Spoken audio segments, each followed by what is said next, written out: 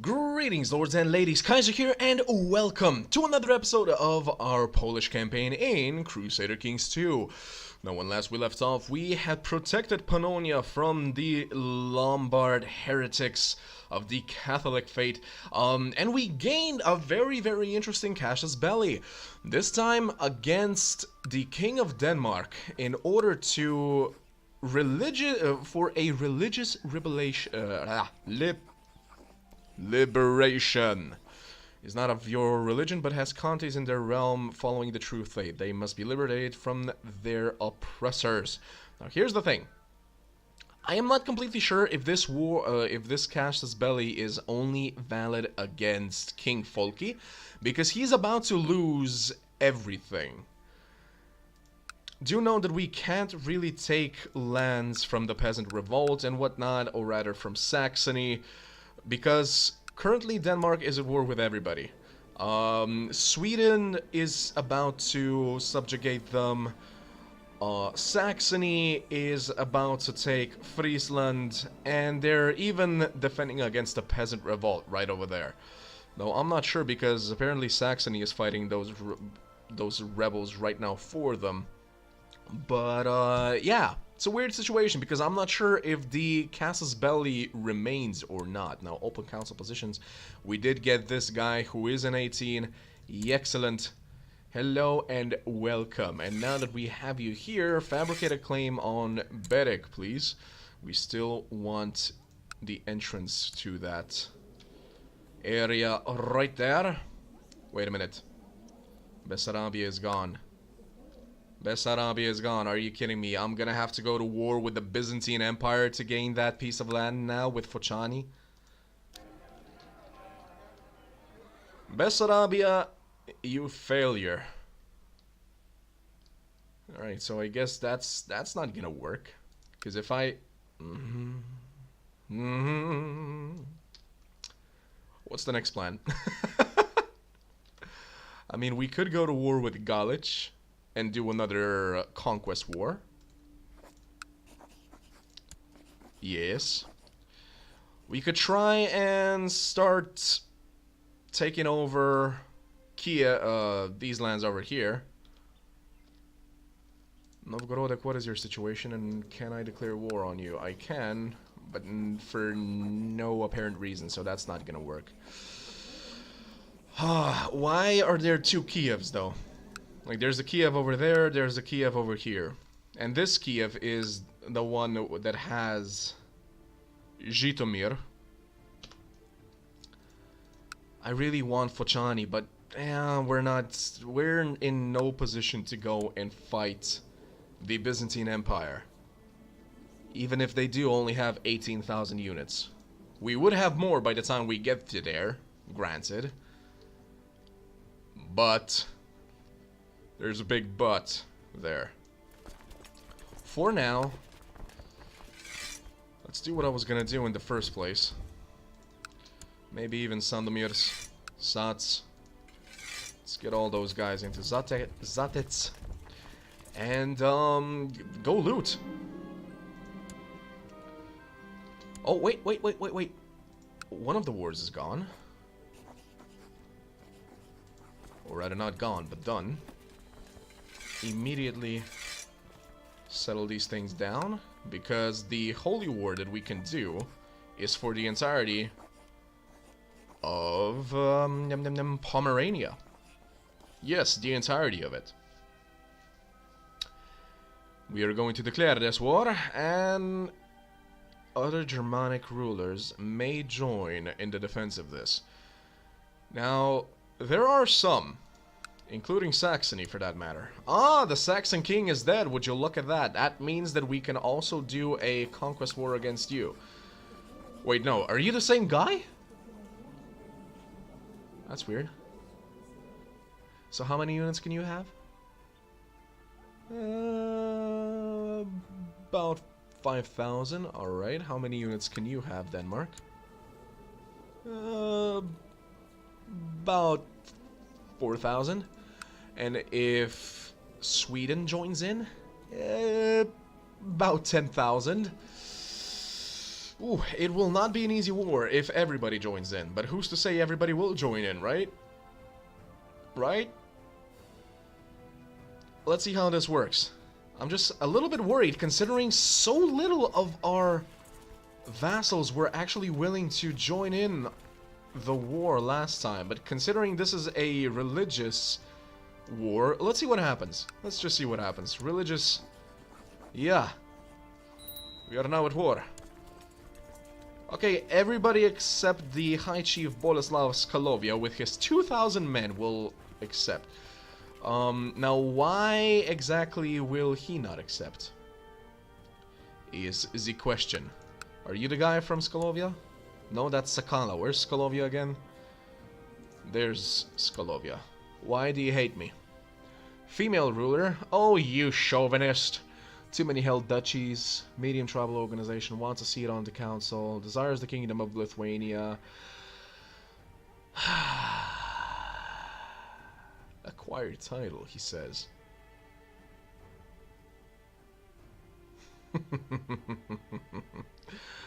I wish you died. You're not gonna die, not with 65%. Damn it. Also, why do you have a Germanic symbol on your family crest? You are of questionable background. Wait a minute, why do you have so much land over here? You're not the one I gave the land to. Excusez-moi? Latgale. History.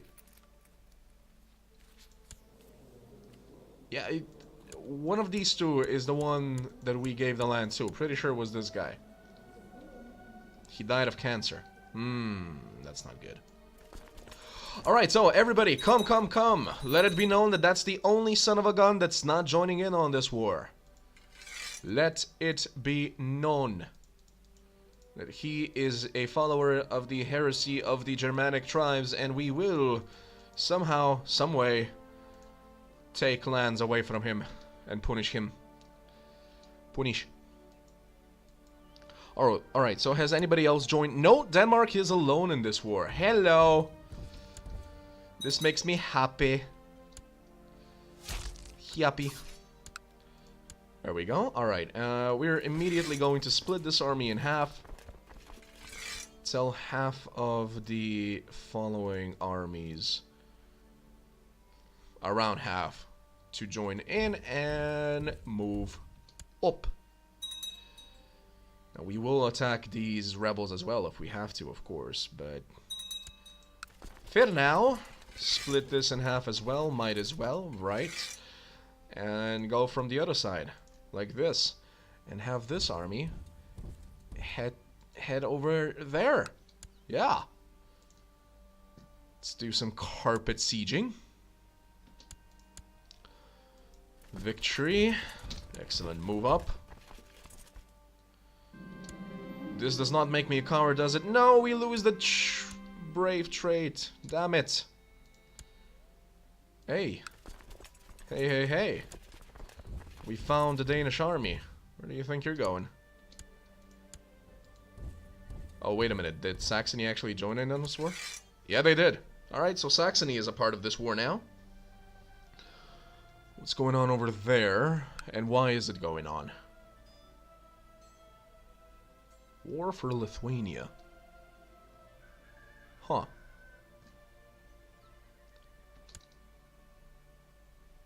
We didn't manage to catch them. Oh, they're fighting somebody.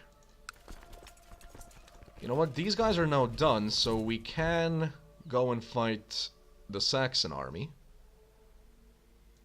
This army can head up into Mecklenburg.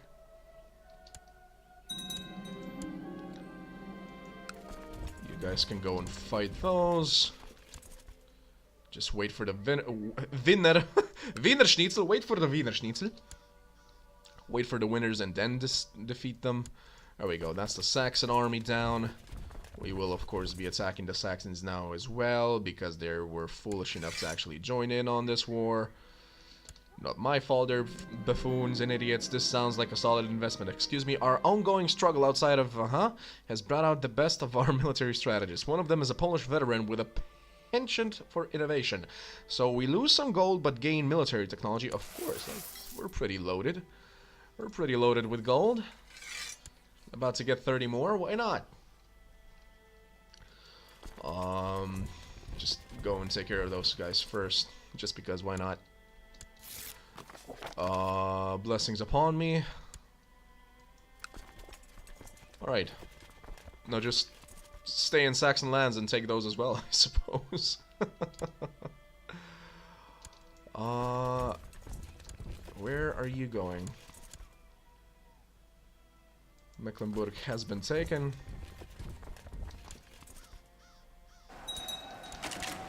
You were going to try and liberate those lands, weren't you? Well, we put a stop to that plan. Excuse me, Sweden, but this was mine. I resent that. Don't you dare take over the entirety of this thing. Declare a war. Why can I not declare war for everything? We're supposed to be in a war for Pomerania. Can this army actually just go in there and... No, it can't, it can't, it can't, it can't. We actually have to declare a war. Though they just lost their entire army, so the revolt might end? Question mark? No, they actually raised a little bit more. Alright, well, we'll just continue this war then.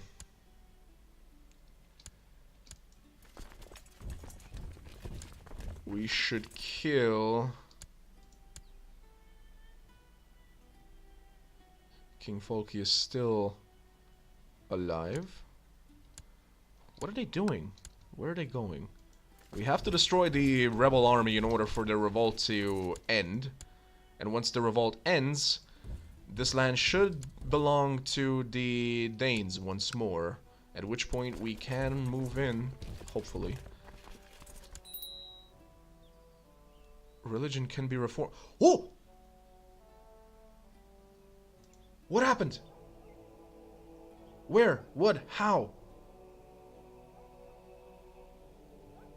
Who cares about where, how, and what? We can reform. We can reform the religion. Sorry about that. That was my alarm. Ooh, alrighty then. Let me just take a very quick break because I'll be completely honest, I was not expecting us to be able to reform the faith in this episode, so I should probably do a little bit of research on how we wish to reform. I'll be right back. And welcome back, everyone. Alright, so... I really did not expect to suddenly be able to reform our faith. I have absolutely no idea what actually happened. The county conquest remained the same. Failed county conquests, I think that remained the same as well. One Holy Wars... Not sure if that was there. Perhaps somebody actually won a holy war. Perhaps the Pannonian War against Lombardy. I mean, technically speaking, it was a holy war, but I'm not sure if that counts towards us. Infidel rebels crushed. Not sure if that counted the ones that we had defeated there, but those weren't really Christian rebels. Those were just peasant rebels. Temples looted -3. Great pillars built. Infidel temples looted. I have no idea where we got, what changed that we're suddenly on 50 moral authority. But I'll take it. I'll gladly take it, and we will immediately reform. And this is what I have picked for us. The nature. I took unyielding simply because the Catholic forces and the Sunni forces are going to try and, of course, proselytize Slavic lands. I would rather have the Slavs not be proselytized. Plus, I was looking at warmongering. However, while rulers do not receive opinion penalties for raised vassal levies, rulers are extremely aggressive, and rulers at peace lose prestige, which means that, you know, everybody will just keep on fighting each other, and honestly, that I can only see that causing the land to eventually shatter with all of the vassals just continuously fighting each other. Not to mention if they just keep willy-nilly attacking kingdoms way, way, way off, they might eventually just become kings somewhere else. You know, they can actually do conquests, they can become dukes, they can become kings, just like the guy in Bavaria became, and basically took quite a large part of our lands away with him.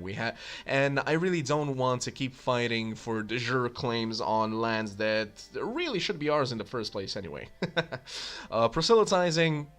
Rulers waging war against members of their own faith lose piety. Now that just does not work for us because we do want to actually unite all of the Slav nations under us.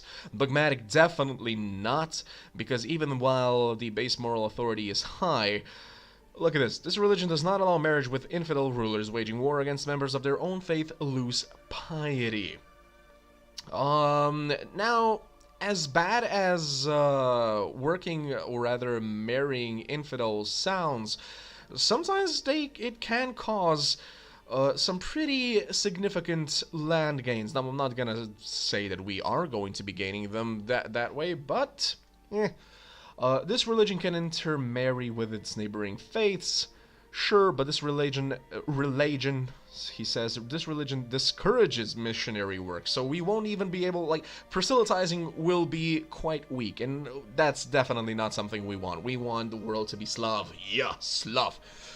And peaceful rulers are less likely to start wars, plots, and factions. Rulers gain piety while at peace, but looting is not allowed, and great holy wars are not allowed. That is definitely not something we are interested in. We are not interested in being peaceful whatsoever.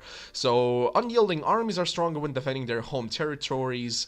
Definitely something good for people to actually defend themselves, though, you know, in another... when you look at it in another way, this will mean that possibly Novgorod and all of these other Slav nations will be stronger against us when we're trying to take them under our wings, but we'll see what happens there. This religion is resistance to proselytizing. Heck yes! A blow to all of the other religions. They will not be able to proselytize us. That is very, very wonderful. And great holy wars are allowed. That is definitely something good as well. Now, I did do some research, and apparently being able to boost your courtiers, aka your heirs, even stats, is definitely good. I believe you can use 150 piety every couple of years to permanently increase one of your heirs or one of your courtier stats. As you can see there, rulers can spend piety to improve their courtiers' attributes. Short rain penalty is disabled. That definitely also helps, and fleets can navigate through major rivers. Now, granted, that's not something we would be interested in per se, but it might help with looting and whatnot. We are still going to remain tribal for a little while, as we do not have absolute tribal organization just yet to adopt feudalism. And, you know, going with the children of Perun, even in roleplay, role-playing standards, that would definitely be the choice that we will go for. And of course, to complement, the rulers can spend piety to improve their courtiers' attributes. We will be taking the bloodthirsty gods. We will be a slightly aesthetic, so to speak. See what I did there? Aesthetic. Good God, somebody hit me. But yeah, we will be able to sacrifice our prisoners. Now, let's say that the prisoners that we currently have in our prison simply do not have themselves gold, or you know, relatives with gold that could possibly get them out of prison. Now, most of our prisoners are infidels, and we can, of course, just simply sacrifice them to the gods, gain 5 piety for each and single sacrifice, which means that for every 30 sacrifices we do, which, considering we have like 90 prisoners right now, it will not be hard to reach. For every 30 sacrifices, we will gain the 150 piety required to increase an attribute of one of our courtiers. And as far as leadership goes, I decided to go with temporal so that our ruler is the actual de facto leader of the religion. We don't need a priest to be the leader of the religion. We don't need autocephalous priests to be put in charge of each realm's religious matters. What is this one? Autonomous. Followers of this religion can pick a preferred branch. Followers of this religion gain +2 base diplomacy. This religion will never have a religious head. That is definitely not something we will be going. I didn't even look at that one. So yeah, temporal. There we go. This will be our new religion. We are presented with the unique opportunity to reshape our faith forever. We must be careful on the path we set out on, as once the new dogma of our religion has been established, it will be impossible to change. Many learned priests and scholars have traveled to my court in order to discuss all sorts of theological matters in an attempt to codify a complete and solid reinterpretation of our old oral tradition. Yet, being the one who made this reformation possible in the first place, it would only be fair if I gave my opinion on the nature, doctrine, and leadership of our new religion. For sure. Reform! Yay! So our priestesses have taken over the temples of, well, all different religions, I expect. That's a lot of them. That's a lot of them. The Slavic Reformation. The ancient Slavic religion is proving unable to withstand the onslaught of the cross and the moon. Rather than abandoning the old ways, Velky Volhv, Anastazja, I like how Velky, I can actually understand that word. It means great, big, you know, large. So yeah, great Volhv, Anastazja. And the most powerful priests have decided to reform the Slavic faith in order to defend its followers from infidel invaders. Firmly under the leadership of a holy Velky Volhv, the Slavic faith has abandoned its tribal ways for a well-defined dogma and structure fit to oppose its rivals. This event could mark the beginning of a new era of pagan revivalism. Yeah, I had to look at that word again. All throughout Europe, and spell doom for the Abrahamic usurpers. Yes, it will. For Triglav, which is in Slovenia. The actual mountain Triglav, I mean the peak of the Triglav mountain is in Slovenia. And yes, I am Slovene. So, let's see. Old Slavic, Old Slavic. There's still plenty of Old Slavs. That will be slightly problematic. We will, of course, have to somehow proselytize these people. Slavic, Reformed pagan. Wait. It says you're Old Slavic, though. Ich bin confused. We are Slavic Reformed, yes. Why is the... Oh, what does this show as Old Slavic? I am the ruler here. Oh, the people are still following the Old Slavic religion. Ah-ha-ha! Well then, it's time to proselytize, isn't it? So, Court Chaplain, this guy is a 19, will do just fine. Go proselytize. So much to proselytize, good God. But we definitely want our own lands to be proselytized first, so go to Sandomierz. Go, go, go. There are people of the realm of a faith still, but let me just check. Is it just... Are there actually any vassals still following the old faith, or... He's not following the old faith, is he? Nope. Oh, come on. Is there a button to just go back? That's not the button. I guess we'll do it like this. Also Slav. I'm just making sure none of our vassals, at least the bigger ones. Yeah, it seems like everybody's Slav. Nobody's actually Old Slav. But yeah, now that we've done that, diviners should actually have an easier time.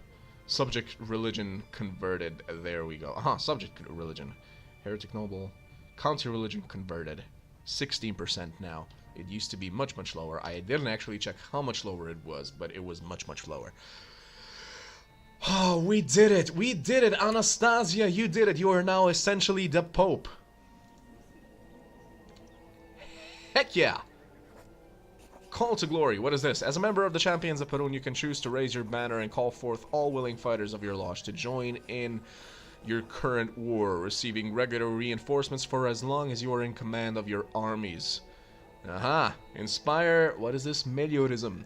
A stable government requires competent rulers. Only by leading by example we can inspire the unwavering loyalty of our subjects towards us and our successors and maintain a firm hold over the realm. Requirements: must not have taken the decision in the past 5 years. Alright, piety is greater or equal. Okay. Must not have the target of the decision in okay.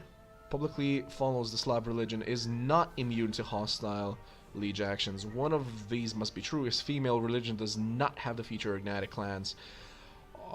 But what does it do? Lose 500 prestige. Lose piety. Will focus on improving one of her attributes. Aha! But you're kind of old, so it doesn't make sense to do that. Warrior training. As a member of the Champions, you're becoming familiar with their training and what they value. You may gain a commander trait to reflect this. Aha! So we can use 300. Right, I kind of forgot to do all of these things as we rised in the society. Whoops. How much longer till we get the legend, I wonder? We'll see. For now, let us continue our great holy war. Good God, this feels amazing to finally have been able to do this. What is this? Reports state the newer recruits have been partaking in our initiation ritual. Right. Also, intrigue. What do we need exactly to adopt feudalism? Let's see. We are at peace. We are not. Alright. Has the law absolute tribal organization? There we go. Like I said, one of the following must be true. Has a stone hill fort. Aha. We need a stone hill fort. Upgrade to reinforce. Good God. Okay, so that's gonna take a little while too. But definitely not as long as getting the absolute tribal organization is going to take. Now, do we have the support of the council, it would seem, so we are going to do that. Let's get to absolute tribal organization as quickly as possible. We want to have feudalism. Granted, we will not have tribal vassals anymore, but we will be getting feudal levies. Honestly, I won't say it's just as good, but it's pretty good. It's pretty good. All right, so this is which army? Wendish army, army of Kaisersan. Attached to Wendish army. So these are attached to the Wendish army. All right. And go no.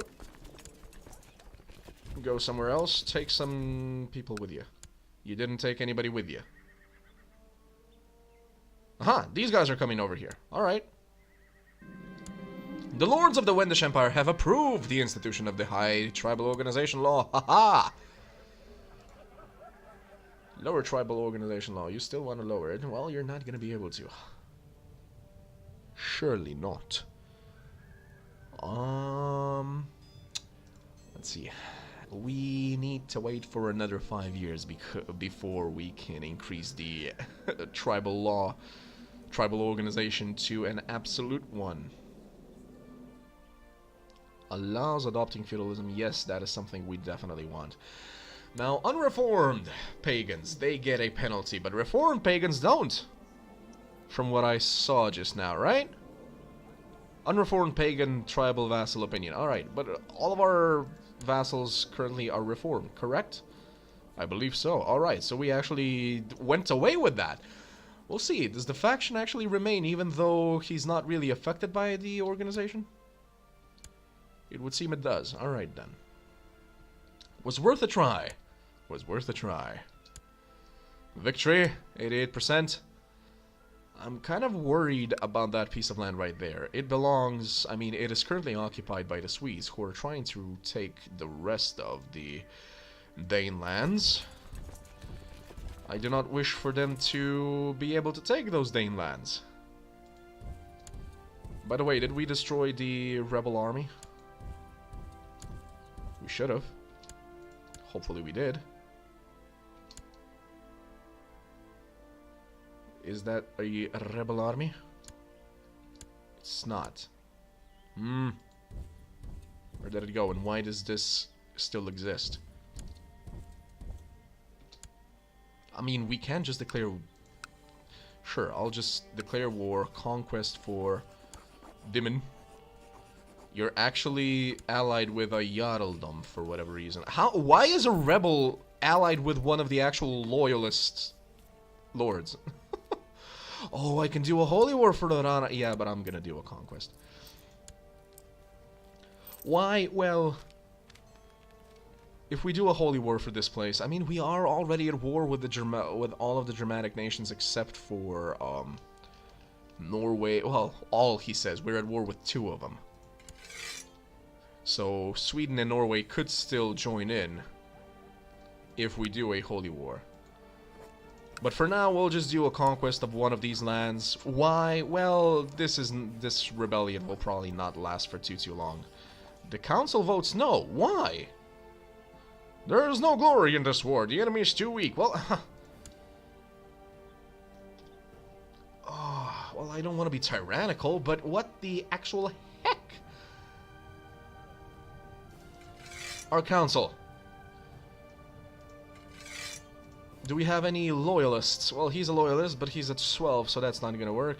Do we have a better spy master who might be a loyalist? That's a 13, but... Oh, we lost the loyalists. We lost the loyalists. Only our 2 advisors are actual loyalists. The diviner. Oh, good God. Chancellor. Nobody. Nobody. I mean, our son. You know, I could make him our spy master. I could. But he's gonna be upset because he's a powerful vassal and he won't be on the council, so that's gonna be an instant minus to him. But I'm just thinking, if we put our son, like Lambert, onto this position and send him, you know, snooping around in Constantinople with a 13, he might actually, you know, something terrible might happen to him. No, actually, wait, spies only get maimed.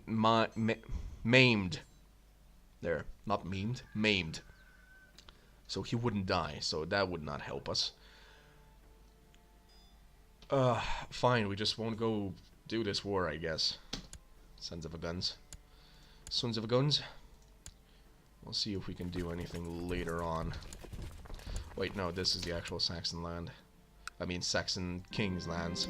Recently, I have noticed the pitiful state of my husband, Emperor Victorian. I have just been informed that the cause of the aches and fatigue is a case of the flu. Tend to my husband. So my husband has the flu. Has been killed in a duel.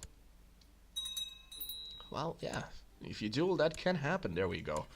Can actually enforce the demand. We gained Pomerania. We actually didn't gain that piece of land because it was not under our control. Are you... Wait a minute. What happened?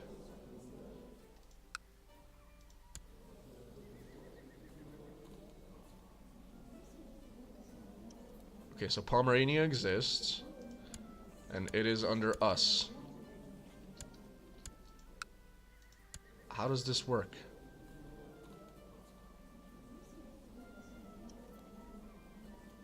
So... What?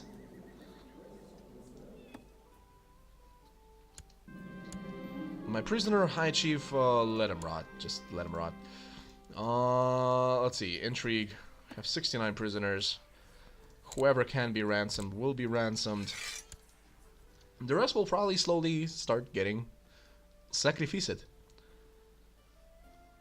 I'm just confused. He's now king.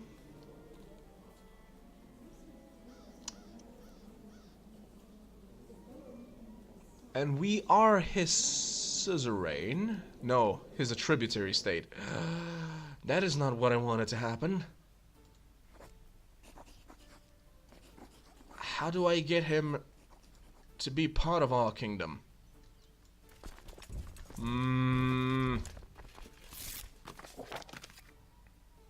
Progress beyond our technological... Oh. Well, at least you're doing something if you're not allowing wars to happen. Though, wait. They would be up for it now. Right, I kind of forgot. The pragmatists were on this side because we were already at war. Now that we're not at war anymore... Alright, just march in there. March into there. Peace be with you.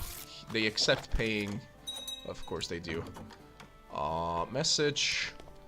You, the King of Pomerania, wish to marry my daughter. She's 38, you are 20. I mean, if you're fine with that, sure. Not like you're gonna have many more kids with her at this age. Why are we taking... Supply is 12,000, so why are we taking attrition? Out of supply. How? Does a tributary state not count in our advantage? You have the money, so you may pay yourself out of here. Yet another morning, when I wake up feeling as tired as when I went to bed. I should do something about my listless mind. Perhaps I need to spend some time alone. Bah, I'll get over it eventually. You're absolutely right. We don't need to be hiding. Alright, people are still paying off. Good. And I think that's it, right? That's all they can actually pay off? Or can more be ransomed? One more can be ransomed. Alright. Wait, is that de jure part of... the Wendish Empire? It is. We'll have to go to war with Sweden one way or another. Oh well. But now that we're popes, essentially, we can actually just declare holy wars for entire duchies. So, yay. That is a very big yay. Stettin, are you at war with somebody else that's not us? You're attacking King of Sweden. We're gonna make it there first, right? Right, please? It is a fine day and you... Yeah, we should talk some more. There we go. Wait a minute, why are we fighting the Swedes now? Excuse me, sir? Sir, why is your army being aggressive towards my units?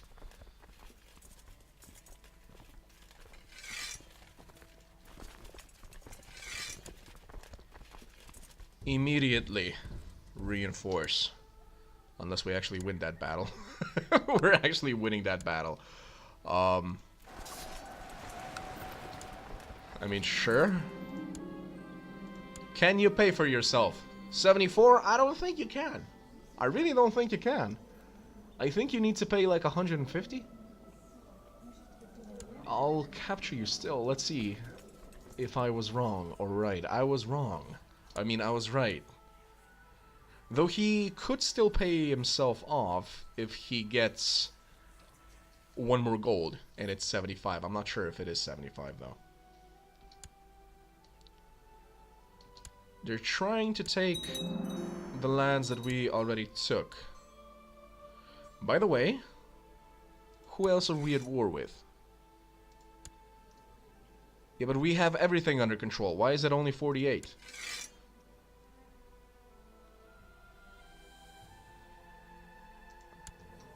Do you have... Oh, Lord. That's your land as well? Anything else that I should know of? That is your land that is completely somewhere else? Seems like that's it. That's 7,000 units, though. We will definitely need the help of our lords. So, wake up, everybody. Everybody.